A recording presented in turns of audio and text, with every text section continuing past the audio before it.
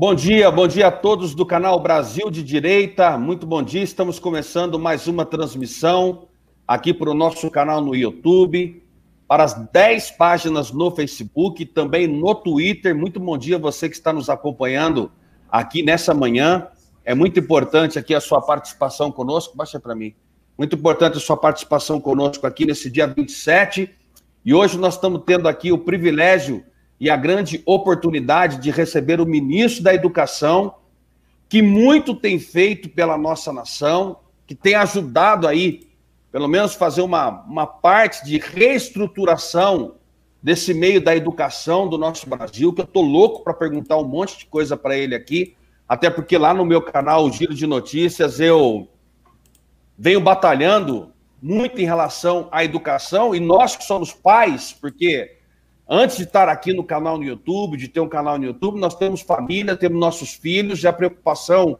com a educação ela é extrema. Aliás, eu acredito que a principal preocupação hoje do mundo inteiro é a educação, porque eu tenho a convicção comigo que nós só vamos conseguir consertar o nosso Brasil mediante a educação. Não tem outro caminho, não tem outro método, não tem outra condição, não tem outra receita, nem nada. Então, a partir de agora, inclusive você que está nos acompanhando aqui nessa transmissão, pode fazer sua pergunta, a gente lê aqui o chat e repassa para o ministro. Vou passar para o Lisboa, depois nós vamos cumprimentar o ministro aí. Bom dia, Lisboa.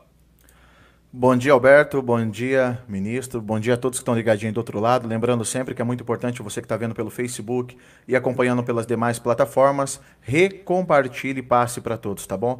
A educação é a base de tudo, né? Uma sociedade bem educada realmente vai ter um respaldo muito grande para todos. E a gente sabe que, infelizmente, nós tivemos muitos anos de desconstrução, né? Um arrebento na área da educação, e a gente sabe que a gente pode mudar. Não é fácil, mas nós estamos no caminho certo, e o caminho da mudança. Passo para você aí, Alberto. Bom dia, ministro. Satisfação, obrigado por ter aceito o convite, estar aqui no Brasil de Direita. Bom dia, Alberto. Bom dia, Fernando. É um prazer estar aqui. Muito obrigado pelo convite e bom dia a todos que estão nos escutando e vendo. Ministro, a gente sabe que nós estamos vivendo no meio de uma situação da pandemia, mas eu acho que, inclusive, esse assunto está até um pouco saturado e as pessoas não sabem nem para que lado vai mais, né? Se vai para o lado de cá, para o lado de cá. Eu queria voltar realmente a nossa conversa aqui pela questão da educação, que o mesmo tem feito um trabalho espetacular. Já queria dar os parabéns pelo trabalho que você tem enfrentado, tudo.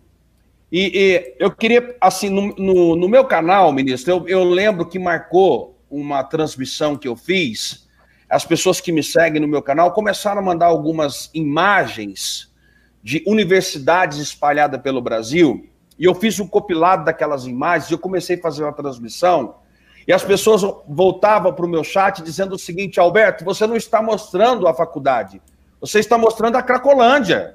Não é uma faculdade que você está mostrando. Como é que foi, ministro? Não, e é de fato, isso é real a situação. Como é que está, ministro, o enfrentamento das universidades, das escolas? Eu sei que isso pode ter sido uma pergunta que deve ter sido feita milhões de vezes, mas eu quero enfatizá-la aqui no canal Brasil de Direita. Como é que está o enfrentamento dessa desconstrução da educação de 20, 16 anos para trás, em doutrinação do PT, em tudo? Aqui na minha cidade, eu estou no interior de Minas Gerais, eu estou na cidade de Poços de Caldas, aqui que é o interior, aqui a gente só vê os jovens, sabe, que não sabe absolutamente nada da escola, mas sabe atacar você nas redes sociais e dizer: larga desse Bozo, porque o Bozo não sei o quê. Você vê um discurso dos adolescentes de hoje, prontos, moldados, sabe, feito dentro da sala de aula. Como é que foi enfrentar tudo isso, ministro? Chegar aí e deparar com toda essa situação. Está sendo enfrentar. Isso aqui é um trabalho de vida. O preço da liberdade é a eterna vigilância. Para você ser livre, você precisa estar disposto a lutar pela sua liberdade. Vocês começaram falando uma coisa muito importante. Educação é uma coisa primordial no ser humano, que define quem ele vai ser. E aí, delegar isso para a escola ou para o Estado é o maior crime que você pode fazer com seus filhos. Quem tem que educar É o pai, a mãe, o avô, é alguém da família. Quando não tem, aí nós vamos para o plano de contingência. Não deu certo. Aí a gente tenta passar valores, porque educar são valores. Ensinar é técnica. A escola ensina a ler, ela ensina a escrever, a técnica de leitura, a técnica de escrita, a técnica, os dados, os detalhes, uma profissão, um ofício. Quem passa valores, a função primordial deveria ser a família, e não o Estado, algum sábio aqui de Brasília, porque o Estado não existe, o Estado é tijolo. Quando a gente fala o Estado, você está abrindo mão da sua liberdade e dando para um malandro, lá no topo, te transformar num escravo ou num servo. Então, assim, quem vai educar os meus filhos? Eu e a minha esposa. E na minha ausência, o meu irmão. Quem é o responsável? Que seria quem seria o tutor? Se morresse, a gente até foi no cartório para passar para o meu irmão a guarda dos nossos filhos. Quando os meus filhos chegam à escola, eles encontram professora com o pé sujo, de sandália, com sujeira. Encontra gente decente, encontra ótimos professores também, não é só desastre. Mas encontra professor cabeça de bagre. Eu escuto loucura. O que faz a diferença dos meus filhos? Já cedo, com 10 anos. Ô, papai, a professora falou isso, a professora falou aquilo, acho que está errado, né, papai? É porque eles já chegaram na escola preparados para o mundo. Quando chegar na faculdade, vão encontrar nego oferecendo maconha, oferecendo toda a porcaria que você puder imaginar. Isso está muito documentado. O que vai fazer eles dizerem não é a educação que eles receberam previamente, de preferência da família, dos pais. E hoje em dia você tem já a contaminação, você já teve a corrosão dos valores intrínsecos da sociedade. Está acontecendo isso há muito tempo. A gente vê grandes redes de televisão fazendo apologia ao consumo de droga, mostrando que é legal fumar maconha, que é legal, que acontece, que tudo bem, que dá a volta por cima, que vamos lá. E hoje você tem famílias onde o pai fuma junto com o filho. Então fica mais difícil o combate. E chama droga porque é ruim mesmo, destrói mesmo. Senão não chamava droga. Agora, a gente tem que falar também que a droga, o primeiro contato é legal. Eu nunca usei maconha, eu nunca usei nenhuma droga ilícita. Eu já usei drogas lícitas, que é o álcool e o tabaco. É ruim? Não, não é ruim, é gostoso. Por isso que o pessoal consome. Mas você tem que saber que é perigoso, que faz mal, que é ruim. E essas ilícitas, elas não são ilícitas ao acaso. Elas são muito piores que as lícitas. É isso que precisa ser dito, abertamente. O que o Estado vai fazer pela gente? Nada. O Estado é tijolo. Quem vai fazer alguma coisa é você pela sua família. Mas só a sua família, ou só a minha família, sozinhos, a gente vai ser devorado. Não existe democracia onde não tem classe média. Quem falava isso era Aristóteles, 2.500 anos atrás. Você olha para as cidades, na época eram cidades-estado, e olha, tem democracia onde tem classe média. Aonde você tem alguns ricos e muitos pobres, ou você tem uma oligarquia, ou você tem uma ditadura, que aparece algum demagogo, palavra grega, condutor do povo, pega essa massa de miseráveis, promete uma esmola, um bolsa, qualquer coisa, família, e manipula essa massa de miseráveis contra os oligarcas e ele chega ao poder. Ou então os oligarcas ficam se mantendo no poder. O problema é que isso foi há 2.500 anos atrás. E hoje em dia o Brasil, o mundo, enfrenta a união entre os demagogos e os oligarcas. Você vê grandes monopolistas que se fazem de bonzinhos, caridosos, todos pela santidade da educação, Sim. Criança da boa esperança, entendeu? E teve a união entre os demagogos e esses monopolistas. Você pode ver, os monopólios nessa crise que a gente está lidando agora são os que menos vão sofrer.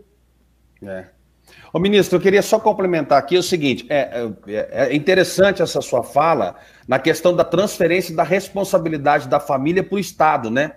Da família para a escola, onde acaba tendo diretamente a doutrinação do filho, porque quando o filho não tem uma orientação dentro de casa, quando ele não vai preparado, como você falou, para a escola, como deve ser feito, o que deve ser encarado, até porque o filho hoje ele é orientado o seguinte, olha, se o seu pai e a sua mãe tentar agredir ou tentar erguer a voz com você, você traz a denúncia para a escola denuncia para o conselho tutelar, nós vamos denunciar teu pai no Ministério Público, né? Tem essa situação. Inclusive, por exemplo, o que eu estou vendo hoje pelo Instagram, dá para ver nitidamente pelo Instagram, essa questão da quarentena, uma das maiores dificuldades que os pais estão tendo é de conviver com o filho dentro de casa, porque isso não existia.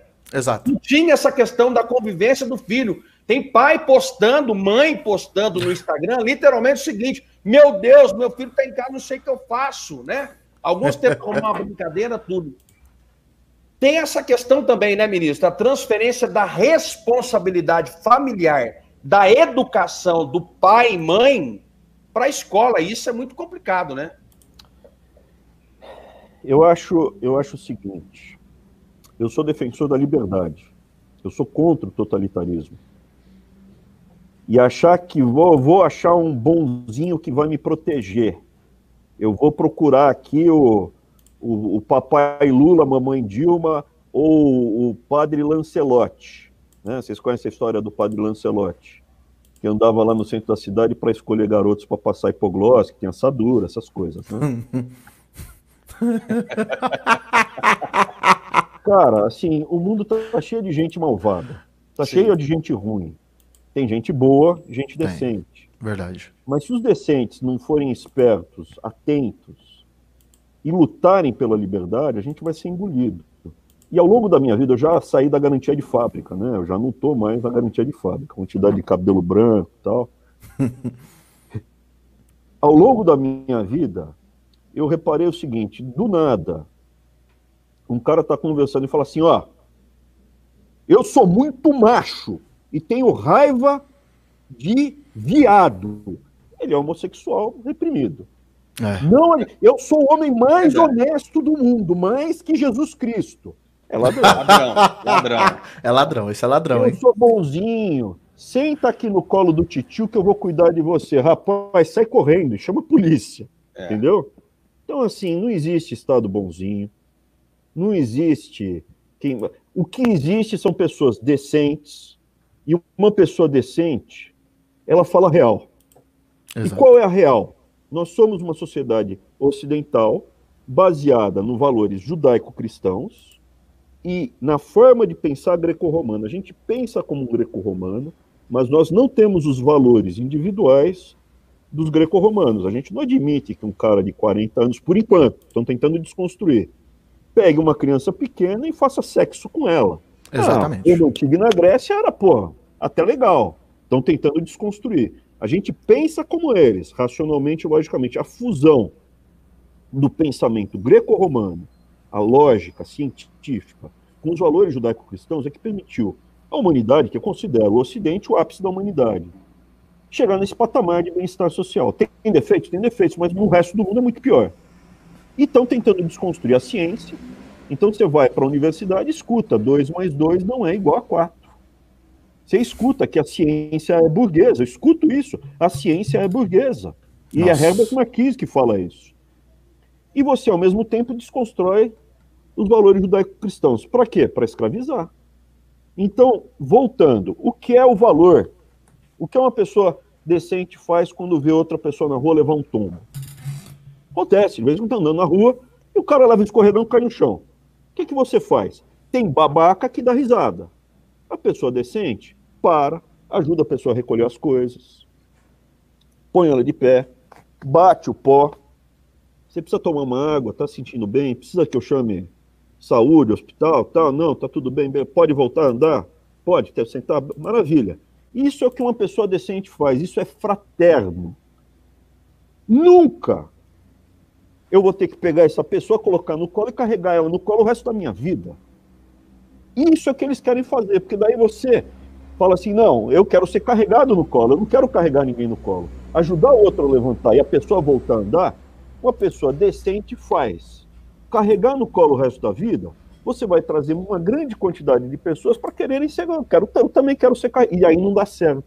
Aí é miséria. Aí fica um monopólio, a massa de miseráveis, e eles dominam a gente. Esse é o racional. É uma coisa muito suave, que gradualmente vai lá, não, eu vou te dar um carro velho e vou transformar ele num carrão bacana.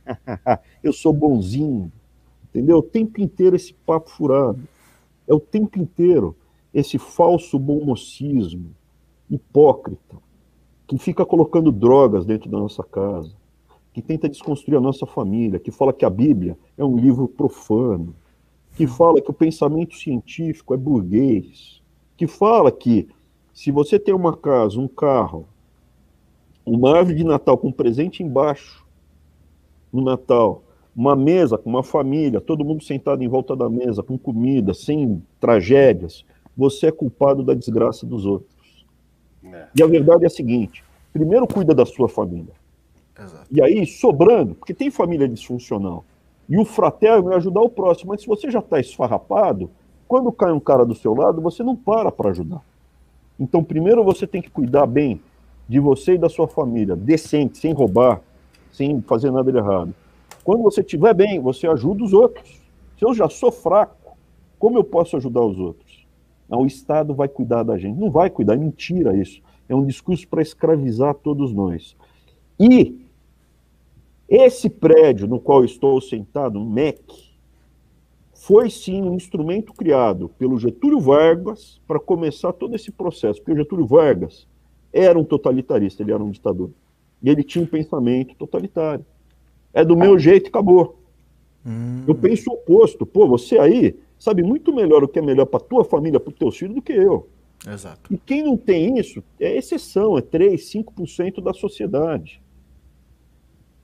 Mas, ministro, quando você fala que o Estado ele não vai fazer nada, e isso nós temos que ter a consciência disso, que isso não vai acontecer, mas qual é o trabalho que o Ministério da Educação está planejando ou tem ideia para voltar a levar isso para dentro das escolas, pelo menos para os professores? Porque quando a gente fala de professor, ministro, eu tenho aqui algumas pessoas que falam, porque eu também vou nessa linha de combater esses professores, que na verdade para mim não são professores, são militantes dentro da sala de aula, né, que tenta conduzir a situação para o outro lado, e aí os verdadeiros professores, inclusive professores que já estão aposentados, tudo, falam, pô, Alberto, cuidado, porque os professores merecem um pouco mais de valor, os professores devem ser mais valorizados, porque são os responsáveis pelo futuro. Qual o trabalho, ministro, que o Ministério da Educação, o Estado pretende fazer para tentar, pelo menos, contornar essa situação e levar para um Brasil, para um lado que deve ser levado, para tentar, pelo menos, levar para um lado que as pessoas precisam enxergar que é possível ir para aquele lado? Não, quando eu falo Estado, não existe. O Estado é um tijolo, é um prédio. Uhum. O que o presidente Bolsonaro vai fazer enquanto ele estiver sentado na cadeira de presidente? O que o Abraão vai fazer enquanto ele estiver sentado aqui como ministro? O que vocês vão fazer para dar apoio para que a gente vença as batalhas? Rodrigo Maia falou, vou parar de falar nele, porque senão ele continua subindo. Entendeu? Por que não cai? Porque tem apoio das pessoas. Uhum. É o que mantém, então, né? O que você vai fazer, o que você vai fazer, o que eu vou fazer. O Estado não existe, o Estado é tijolo, é cadeira. É isso que eu falo. O que nós vamos fazer? Primeira coisa, falar a verdade. O que é a verdade? Os professores do ensino fundamental, que são os mais importantes, foram valorizados? Não. Não foram. A gente gasta pouco ou gasta muito com educação e ensino no Brasil? Gasta muito. Mas para onde vai o dinheiro se não vai para o professor? Vai para as ONGs, vai para as consultorias, vai para universidades. Então tem muita gente que vem. Agora vamos falar com o especialista de educação que aparece na Rede Globo. Vai ver quanto dinheiro ele não ganhou nos últimos anos. Desse dinheiro dos nossos impostos que deveria ir para o professor do ensino fundamental. Ministro, uma Eu pergunta estou mexendo simples. aqui com grupos organizados poderosos. Eu mexo com Imagina. militantes, mas eu mexo também com grandes empresários, muitos deles monopolistas, Uhum. que têm bancada grande lá na Câmara. Eles têm É, deputados no bolso que falam, o que é a sacada nova? Que no passado, o demagogo, ele não era aliado do monopolista. O comunismo, que hoje é a versão moderna, né, não é mais o comunista stalinista, não existe mais a União Soviética. Eles evoluíram. E esses socialistas fizeram acordo com os grandes capitalistas monopolistas. São os globalistas, você põe o nome. Mas você vê eles andando de mão dada. é. Você vê o pessoal que trabalha para os Jorge Soros brasileiros na Rede Globo defendendo o socialismo. O socialismo deles, né? Mantém o monopólio, as grandes empresas, a tetinha no BNDES, papapá. Entendeu? Uma pergunta eu tenho para fazer que é bem curioso. Quando eu tive aí, eu passei, tive a oportunidade de ver, eu vi até alguns ministérios, alguns prédios para vazio, que eu achei histórico, porque se fosse outro governo aí, com certeza seria um leilão de ministérios, tá? Isso a gente tem histórico porque a governabilidade de antes era isso. É o que eu tenho de história, é o que eu consigo refletir, o que eu consigo entender. E hoje nós temos ministros técnicos na área. Pela primeira vez na história do Brasil, pessoas que realmente, você é de educação, educação, você é da saúde, saúde, você é do... Cada um no seu quadradinho. E eu sinto, e eu consigo entender daqui, uma reflexão que a gente tem, eu falo como povo simples, que olha assim, e o povo começa hoje a ser mais politizado, começa a observar muito mais, e ver realmente onde estão aqueles que bloqueiam a nação, que tentam bloquear. Isso está muito evidente, muito claro, e com a velocidade da tecnologia hoje você consegue levar a informação muito mais rápido. A dificuldade que o senhor encontrou aí quando pisou, com certeza deve estar encontrando muita dificuldade ainda. Porque a educação é a base que você conduz uma nação inteira. Se você doutrinar ela errada, falar que ovo é doce, eles vão falar que ovo é doce. Mas o ovo não é doce. É uma forma de você conturbar as pessoas, conduzir como você quer. E o governo PT, ele realmente conseguiu destruir a educação brasileira. Ele implodiu, colocando militantes. Eu falo isso porque eu peguei até um período na escola, peguei um período bom, o qual eu entrava na sala de aula, tinha que me pôr de pé, cantar o hino à bandeira, cantar o hino nacional, chegava a autoridade, nós ficávamos do lado em pé, até a professora dar a ordem, nós sentávamos. Então é totalmente diferente. A escola de hoje, quando você entra, ministro, eu vou falar a real do que acontece nas comunidades. Jovens de 12, 15 anos, grávidas e meninos. Eu perdi um jovem amigo meu, chamei esse menino muito, falei, larga as drogas, vamos para a igreja. Ele morreu com 16 anos, ia fazer 16 anos agora. Ele morreu tem uma semana. A nova onda do momento, ministro, lança perfume nas escolas. Lança perfume. As crianças estão indo para ficar grávidas e os meninos estão indo para aprender a virar traficantes. O que eu estou falando aqui é a realidade. Essa é a herança que ficou dos governos anteriores. Querendo ou não, como que o senhor vê isso? Peraí, como que a gente... Porque é como o senhor falou, você tem um prazo aí, o presidente tem, a gente tem que lutar para que permaneça aí, mas e as barreiras que o senhor encontra aí dentro? Porque com certeza deve ter muita gente que apoia o PT. Você sabe, né, o pessoal que mamava na teta não vai querer largar a teta. Essa é a grande realidade.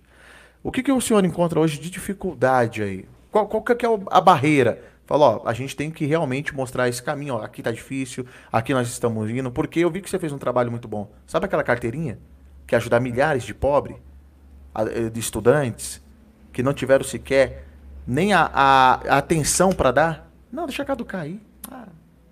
Não deram nem atenção. Nem instalaram a comissão. Nem instalaram a comissão. E dizem que estão fazendo para nós, para os pobres. Mas não fizeram nem questão de olhar. Nem questão de olhar. Ali é para não tirar o dinheiro da Uni, né? Ali foi para manter o dinheiro para a Uni. Porque o dinheiro que você paga vai direto para a Uni. Então, assim, a gente enfrenta quem dominou, quem mamou. Eu vou discordar de você de duas coisas só, Fernando. Boa. A primeira, eu acho que não começou com o PT. Começou com o Fernando Henrique. Exato. E o Fernando Henrique, em alguns aspectos, ele é mais perigoso do que o Lula, porque o Fernando Henrique é aquele cara que chega e não assusta quando você tem o primeiro contato. O Lula você já fica com os dois pés em pé, com as duas orelhas em pé. Nem cachorro, opa, o que está acontecendo aqui? O Fernando Henrique, quem traz droga para tua casa quem abre a porta e coloca a droga dentro da tua casa não é o craqueiro, é o filho do vizinho. Ele fala assim, não, eu conheço esse cara, ele é garoto, tá tudo bem e tal. Quem vai oferecer droga para o teu filho na escola não é um craqueiro que está estourado, é um cara que ainda frequenta o meio, um cara que você olha para ele e fala, tem alguma coisa errada, mas tudo bem, vamos lá. Então, assim, toda essa destruição começou com o Fernando Henrique, porque ele não fala, vamos acabar com a família, ele vamos relativizar esse conceito. Segunda coisa que eu vou pedir para você, eu falei duas coisas, que eu não converso. Para de me chamar de senhor. Vou chamar de Abraão. É nóis, mas, o ministro, eu não sei quanto tempo faz que o mesmo não se encontra aí com o Fernando Henrique, ou se tem se encontrado aí com o Fernando Henrique, ainda ele fala ainda que a última vez que eu vi ele, que eu passei perto de encontro que ele estava, eu não estava conseguindo andar mais, já estava cagado, já estava... Mas o grupo ao qual ele pertence ainda está aí. São aquelas senhoras de unha pintadinha, de vermelho no shopping, colarzinho de pérola, todos pela maravilha da educação e com um falso bom mocismo, entendeu? Que vem, não, mas eu tenho aqui a minha família, você que não pode ter a tua. Daí é opressão. Mas a minha família, o meu dinheirinho, a minha tetinha do BNDES, você vai cavando, é só lixo que você encontra. E a gente leva a vida da mão para a boca. A gente tem que correr para pagar condomínio, para pagar aluguel, para pagar prestação, pagar conta de luz. Quando eu venho aqui para Brasília, eu comecei a cavar, comecei a ficar horrorizado. Esse pessoal esse falso bom mocismo que encontra, os especialistas na televisão, todo mundo que eu vi se locupletou do nosso sangue, dos nossos impostos ao longo desse tempo. Eu falo assim, o que você está fazendo? Um montão de coisa, não para aqui. E mexo mais do que siri na lata. Em algumas coisas, já pôs um siri na lata? Já viu como é que ele fica? Bate mal pagode. Mas o que acontece? A gente tem várias frentes de atuação. Vai no livro didático, o livro didático que foi enviado já este ano e chegou no prazo. Os outros anos tinha um percentual grande que não chegava no prazo. Esse aqui foi 100% no prazo. Você abre o livro, caiu muita quantidade de absurdo. Já deu uma boa limpada. A escola cívico-militar, que eles se pelam, a esquerda se pela da escola cívico-militar, ela não traz só o componente de ensino. Ela não está lá só para ensinar a ler e escrever. Ela traz o componente de valor, de educação. Porque uma parte das famílias já perdeu isso, mas as famílias que querem resgatar, eu já não consigo enfrentar sozinho, então põe o seu filho na escola cívico-militar. Eu sozinho não seguro mais meu filho. O bairro está muito ruim, a escola está muito ruim, sobrou só eu e minha esposa aqui, eu preciso pôr na escola cívico-militar. Você tem a questão do próprio Enem, que o pessoal criticou, veja, estão fazendo de novo isso. Não vai ter Enem, já começaram a falar, não vai ter Enem, porque você desmobiliza as pessoas. Por que eles não querem que tenha Enem? Se não tem Enem, você quebrou a perspectiva de 5 milhões de jovens. Exato. E o que você faz quando você não tem perspectiva? Que é o caso agora. Você fica em casa. Né? A pessoa não tem nada para fazer, não tem perspectiva, ela é facilmente manipulada e cooptada. Então você vê nitidamente um plano muito bem orquestrado, contínuo. O que a gente vai fazendo? A gente vai mostrando, olha, o dinheiro que deveria ter ido para as professoras do ensino fundamental, foi parar em outros locais. Você tem linhas de pesquisa, por exemplo, a gente acabou de fazer uma mudança nas bolsas de estudo. Eram 81 mil bolsas de estudo no Brasil, está indo para 87 mil bolsas. Ele está cortando 50% das bolsas. É mentira. Bolsa de estudo é o seguinte, eu vou ser pago pelos nossos impostos, eu pago impostos, vocês pagam impostos, para estudar um mestrado ou um doutorado em uma área. Ok. Para onde são as áreas? O funk proibidão, a opressão do coitado, excluído, não sei o que lá, a história do Zumbi do Palmares, não sei o que lá, tal. O que a gente fez? Vamos criar um critério. E no passado era simplesmente distribuído sem critério. Departamentos e cursos com nota alta, que mostram uma boa produção acadêmica, vão receber mais do que os recebem nota baixa. É dinheiro nosso. A segunda coisa que a gente fez, nesse momento, vamos priorizar medicina? Vamos priorizar cura de epidemias como o coronavírus? E aí quem perde? Está perdendo a antropologia, a filosofia. Aí tem algumas áreas que estão perdendo 50%. Nota ruim. E, assim, é um governo que foi eleito com uma agenda clara. A gente não escondeu momento algum. Vamos priorizar a engenharia, a medicina, desde o começo. E agora, no coronavírus, não tem nem o que discutir, pô. Eu acho que eu topo pagar imposto para dar dinheiro para um cientista, alguém bom, fazer um mestrado, um doutorado, para descobrir o coronavírus ou descobrir uma outra epidemia. Porque isso é uma coisa importante, hein? Vamos construir estádio de futebol, que foi o que o Lula fez. O hospital, meu Deus. Estádio de futebol. Esse daqui não é o vírus chinês. O coronavírus não é o vírus chinês, é um vírus chinês. Nos últimos 20 anos, foram 4. Por quê? Porque vive lá muito junto com bicho, né? Enfim, não vou entrar nesses detalhes. E acaba passando do animal para o ser humano. E quando dá a mutação de ser humano para ser humano, vem uma doença nova pesada. Exato. Isso vai acabar na China? Não. Não. Nos próximos 5 a 10 anos, vem outra peste dessas. Exato. E daqui a 5 a 10 anos, o que a gente vai fazer?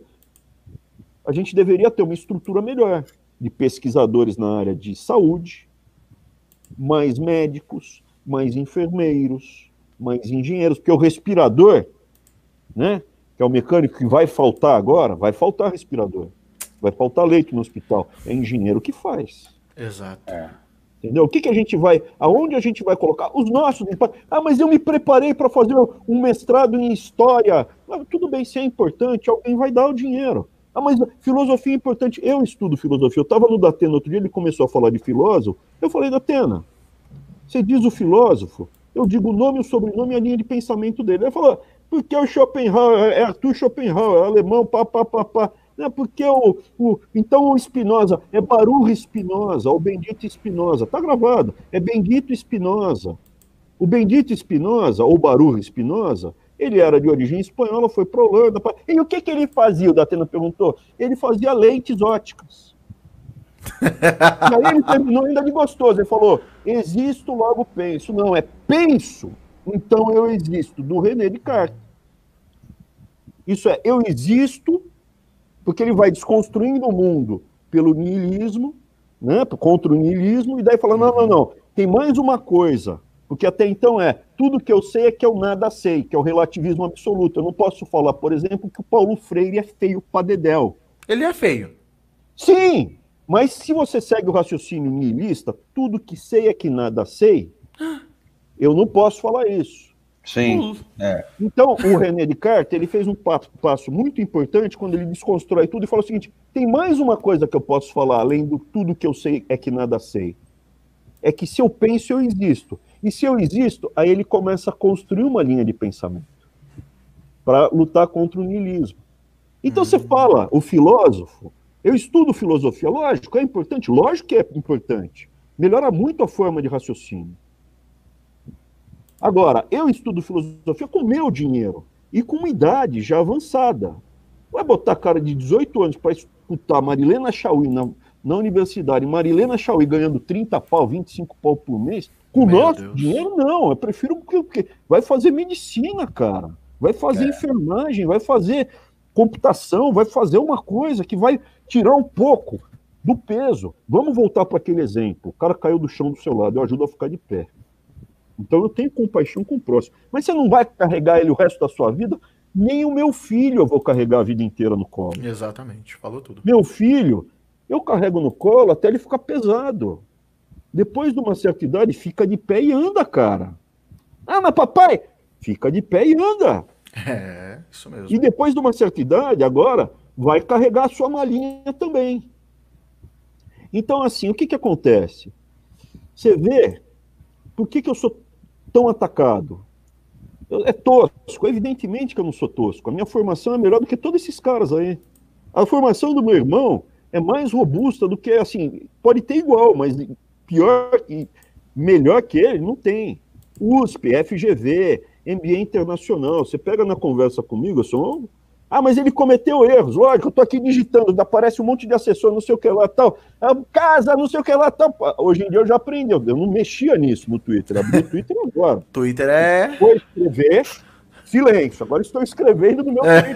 Escrevendo, o cara fala, você escreve errado. Exato. E não é como escrever no computador. Você pega os textos e artigos meus escritos em inglês, você vai ver que eu sei escrever muito bem. Mas eu tenho que falar isso, eu odeio contar vantagem. Porque eles tentam desconstruir. Por que eles tentam desconstruir? Porque a mensagem filosófica que esse governo está passando é muito forte. É diferente.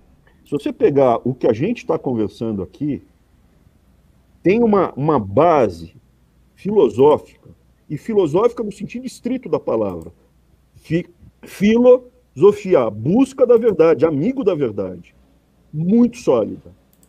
E é por isso que eu incomodo tanto. Quando aparece pilantra, indicado político eu raquete, eu mando embora, ele fica bravo. Por que fica bravo? Porque não vai roubar aqui. Tem que fazer a limpa mesmo, tem que fazer a limpa mesmo. Não vai, aqui não vai. E essa coragem... Então, assim, o que está em jogo? Essa é provável, talvez, eu não tenho certeza, mas talvez seja uma das últimas chances que a gente tem para lutar pela nossa liberdade. Pronto. Esse pessoal está cada vez mais forte, com mais monopólios e oligopólios. Cada vez a classe média está mais exprimida, está mais difícil você ter uma oficina mecânica, você ter uma marcenaria, você ter uma padaria, você ter um pequeno comércio. Cada vez é mais difícil.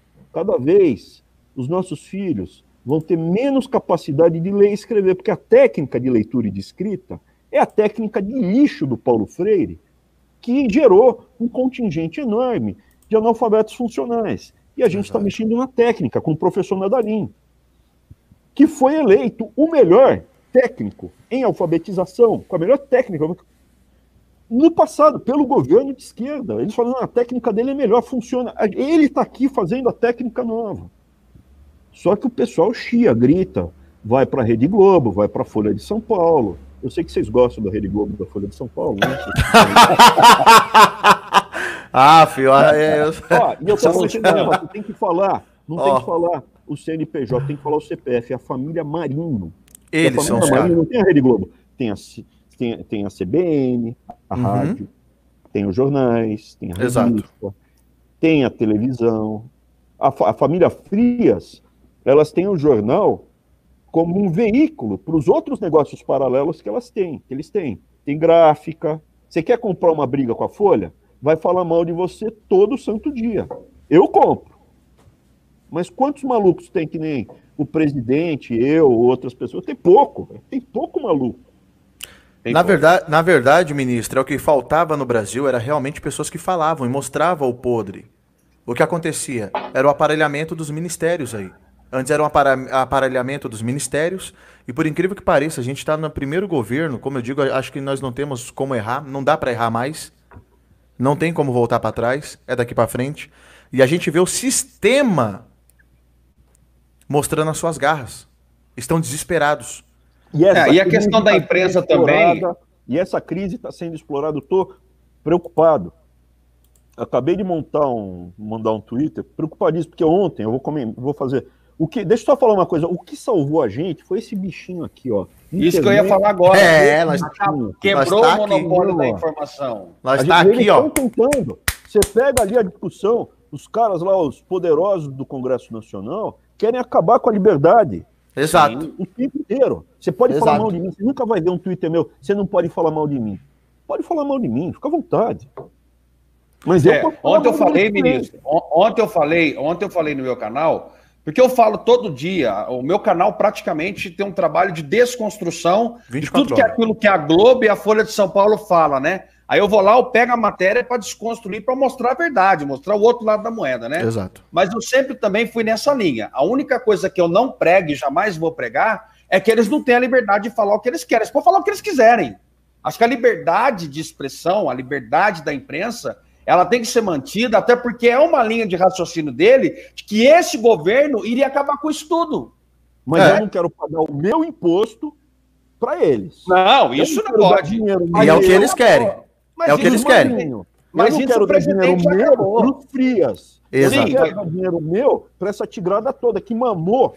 Mamou não, chupou nosso sangue esses anos Você é todos. louco? Mas, ministro, Só isso 10. o presidente já fez. O presidente já foi. É por isso que essa briga. Por que eles batem no presidente 24 horas? Não tem governador dando dinheiro nosso? Sim, pra aí essa sim. tigrada toda? Claro que tem. Claro que tem, governador. Eu vi uma entrevista. O IPVA que eu paguei esse ano foi parar na mão de um monte de barão aí. Infelizmente. O meu IPVA e o meu IPTU foi parar na mão, em vez de pagar mais para a professora do ensino fundamental, em vez de pagar mais para policial, foi Exato. parar na mão de barão.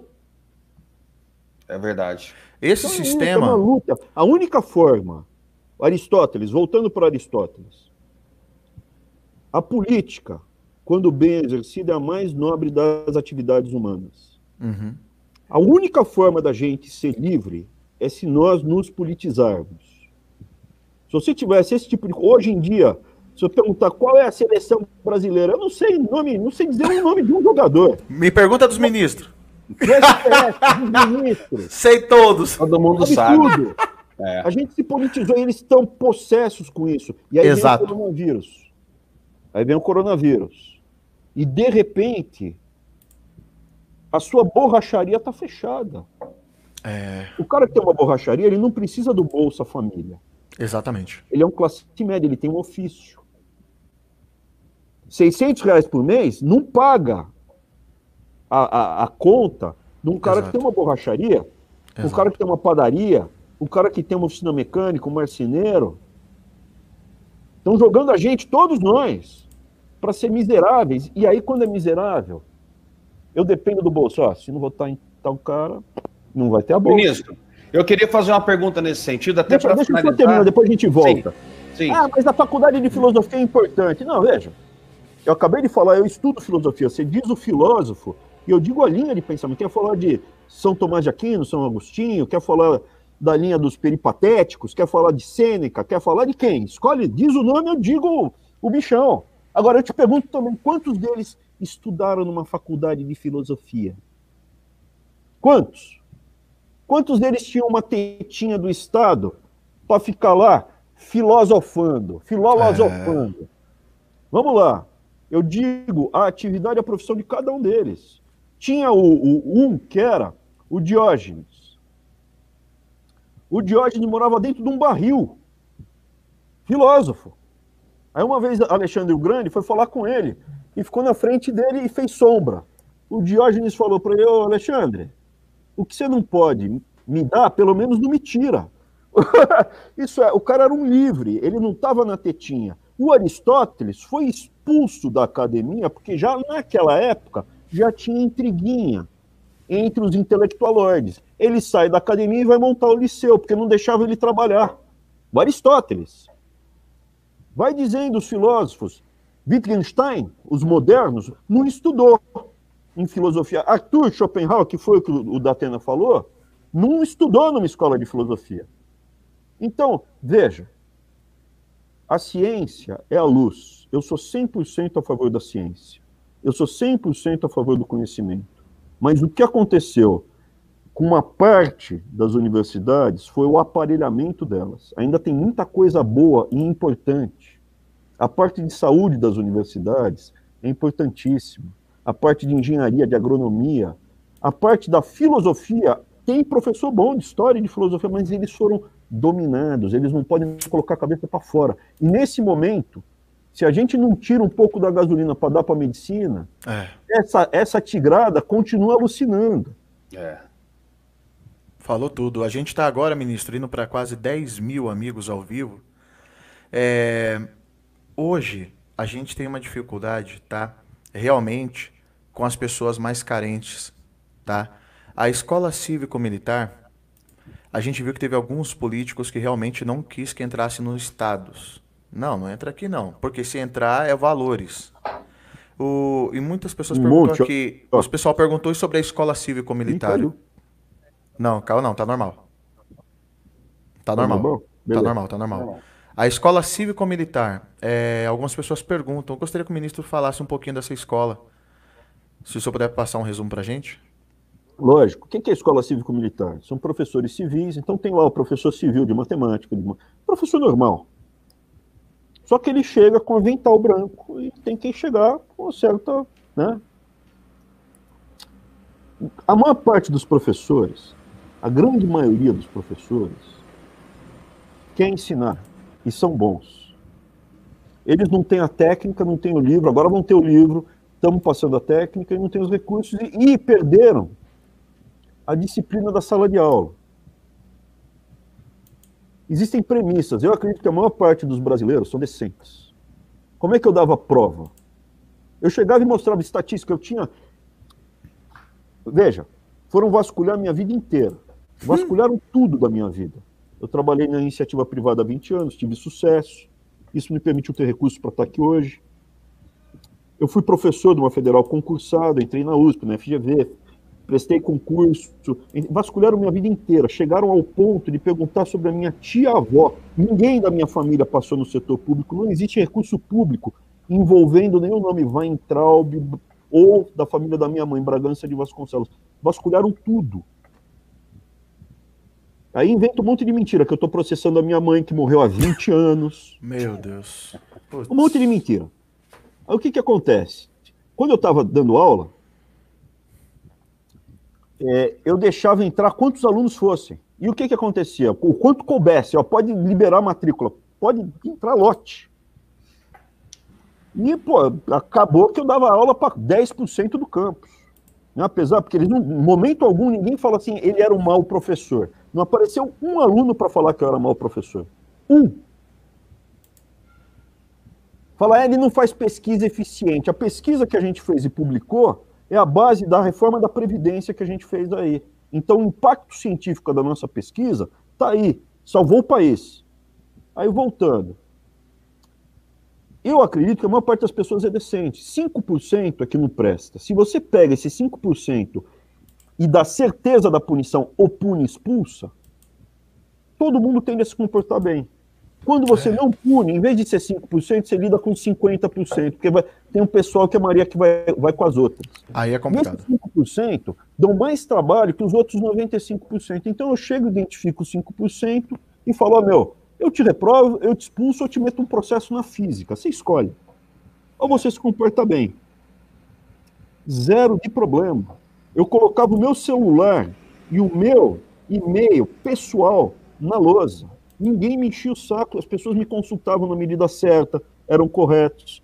Mas eu falava, se você me perguntar, eu tenho 400 alunos por semestre, não é pouco. Se você mandar uma pergunta que esteja no material, eu dava o material inteiro da aula, por exemplo, agora eu poderia fazer aula remota. Eu tinha o material inteiro preparado por matéria que eu dava. Eu desconto meio ponto. Se no material eu responder com uma página do material que eu te enviei, eu desconto meio ponto. Cara, funciona que é uma maravilha. O que falta é disciplina. O que falta é saber que o malandro vai ser punido. Se você começar a punir malandro, acaba com o problema de roubo, de assalto.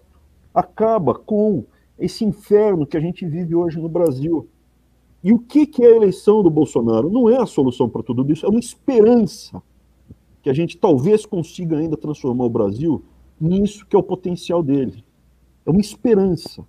Ele não é o super-homem, ele é uma facada, sobreviveu não sei como. Nunca reclamou. Nunca reclamou. As pessoas esquecem que ela é de carne e osso, né? Que é um homem, tudo, né? Sozinho a gente não vence, porque tem muitos grupos organizados muito poderosos. Então, assim, respondendo, a escola cívico-militar é um instrumento de dar valores para as pessoas poderem passar a técnica. Muito bom. Porque quando entra, a professora chega também de avental, cabelo preso, banho tomado, tem que estar. Os alunos se levantam. A maioria das professoras é assim. Exato. Tá faltando alguém para colocar a bola no chão e falou, para. Sabe quando o futebol de várzea descamba? Sabe quando é aquela descambada? Uhum. Aí você fala assim, você pega a bola, segura a bola na mão e fala, para com essa porcaria. Põe a bola, então ou eu furo a bola ou levo embora. Acabou. Ou a gente vai jogar direito ou vou parar com essa palhaçada. Tá faltando isso. Pegar a bola e colocar no chão e falar, para. A escola cívico-militar é isso. As pessoas querem isso. As pessoas querem ter orgulho do trabalho delas. As pessoas querem fazer o bem para o próximo. Existem famílias parasitas? Tem, essas aí que a gente já citou. São parasitas. Mas a maioria dos brasileiros não é assim, cara. Senão esse país era um inferno. Porque não faltou gente tentando transformar isso no inferno. Meu Deus.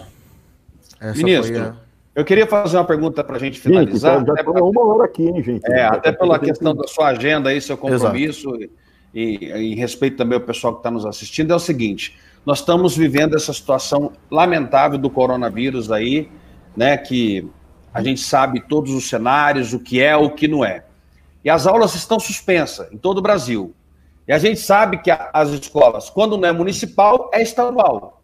Sim. Vai depender do prefeito ou do governador. Como é que está sendo dirimida essa questão? Como é que está sendo tomada essa questão de retomada de aula, não retoma, orienta para poder voltar? Como é que fica? Que as pessoas estão perguntando como é que está a preocupação do Ministério da Educação, olhando esse cenário dessa pandemia, dessa situação do coronavírus e da sala de aula. Volta ou não volta? Vai ficar realmente na mão dos prefeitos, dos governadores? Qual que é a posição do Ministério da Educação?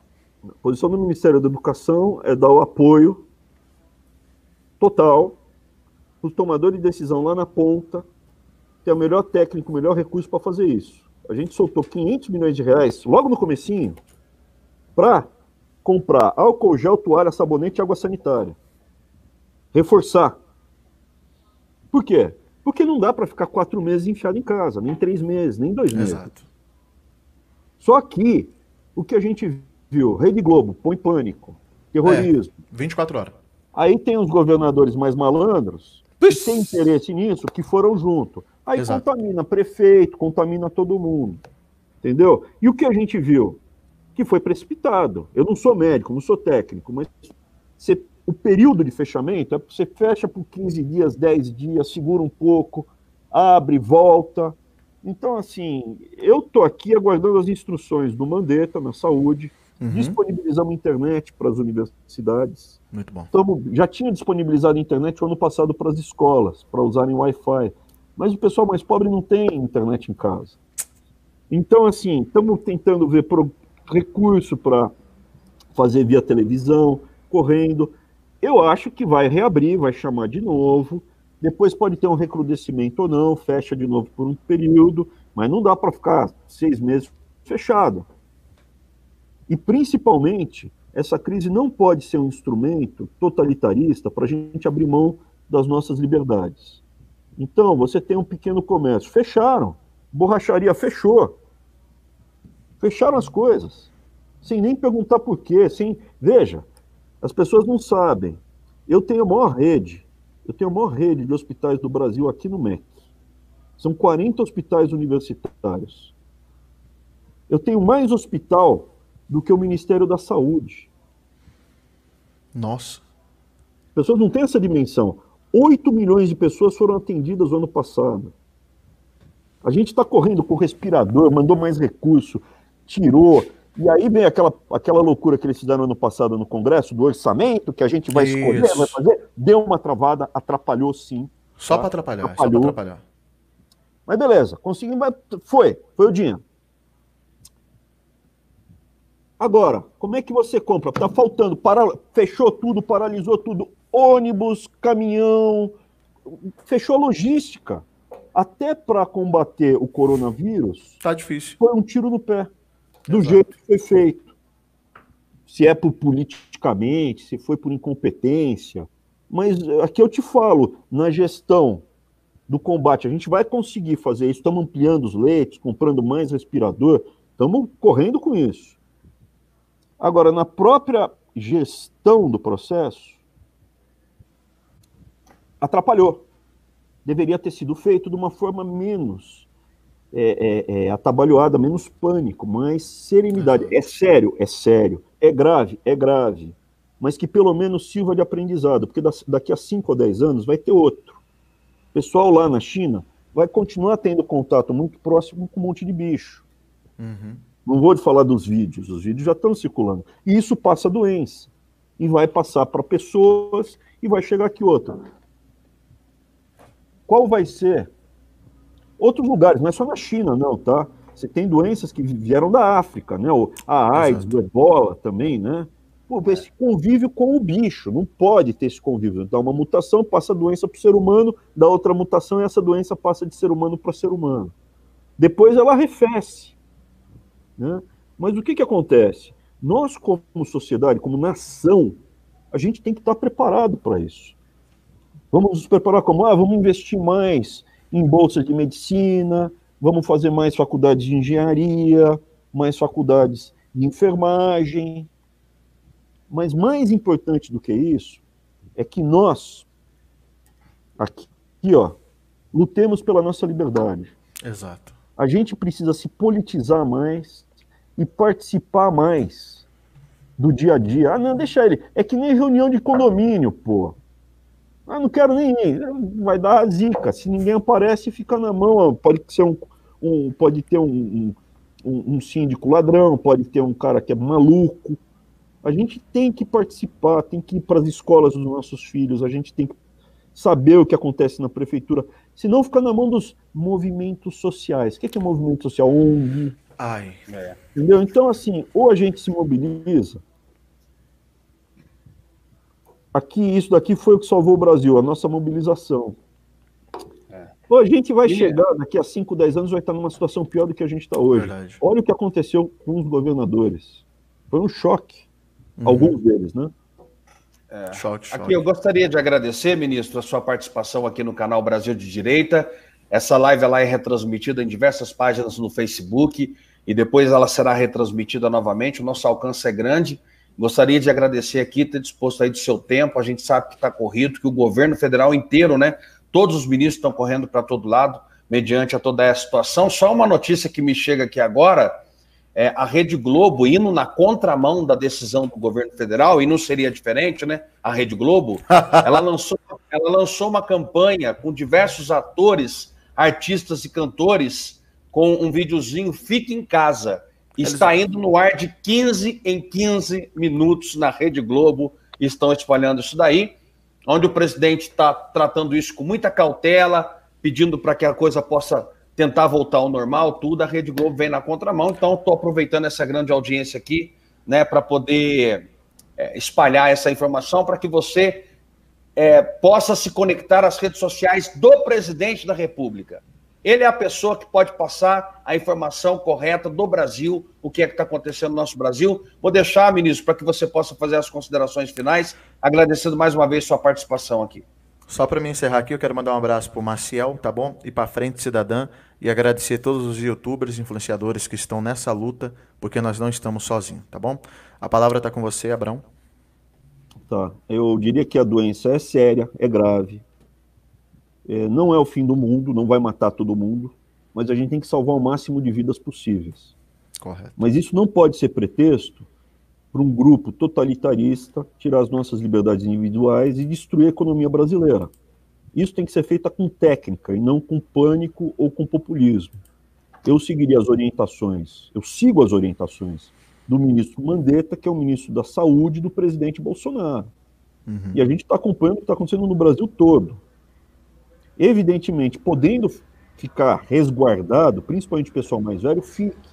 Mas a gente já viu que não dá para deixar o Brasil sem borracharia, sem oficina mecânica, sem caminhoneiro, 3 meses, que é o que eles querem. Eles querem colocar a gente de joelhos. Exato. E isso não pode acontecer, e é o que o presidente, do jeito dele, fala, e é o jeito nosso, do povo, simples. Exato. A gente não é fronhonhões. Mesmo eu, que estudei na USP, então quando vem esse pessoal metido, empolado, eu fico puto, desculpa o meu francês, eu fico puto, que eu falo inglês melhor que essa tigrada, eu falo espanhol melhor que essa tigrada, dou minhas cacetadas em francês, em alemão, meu irmão fala japonês fluente, a gente é tudo formado em USP, universidade top, e esse pessoal com uma formação muito inferior à nossa, arrota peito de peru defumado, come apresuntado e arrota peito de peru defumado. É isso aí. Entendeu? E eu tenho nojo de cara empolado desse jeito. É cara que não tem nada a oferecer, está se locupletando há várias e várias décadas, quando não há gerações, e agora vem para cima, no momento que usa a vulnerabilidade. Voltando, eu queria pedir para cada um manter a militância, manter essa politização, não é acreditar em dogma, é usar a razão e se informar. E no meu caso, né, eu acredito em Deus também, manter a fé, tá? Exato. Eu acho que tudo vai acabar dando certo porque nós vamos usar as melhores técnicas que a ciência nos dá. Verdade. E terminar falando, a desejar a todos que fiquem com Deus. Muito obrigado. Ministro, eu quero agradecer ao Caio, agradecer toda a equipe, agradecer ao Marcial, Frente Cidadã, tá bom? E o canal tá aberto, a hora que o senhor quiser dar um pulo aqui, a gente bateu um pico de quase 10 mil, nós estamos em todas as redes, no Facebook, então isso aqui vai viralizar, já viralizou, já tá indo para muito longe, saiu do nosso controle já, e as pessoas que estão do outro lado não percam a esperança, e nós não podemos deixar o Brasil cair. Agora que começou a decolar o avião, o pessoal quer fazer embicar para baixo. E mesmo que só tivesse um escutando, eu não sou João Batista, mas eu sou a voz que clama no deserto. Eita glória. Fiquem com Deus. Abraço. Tchau, ministro.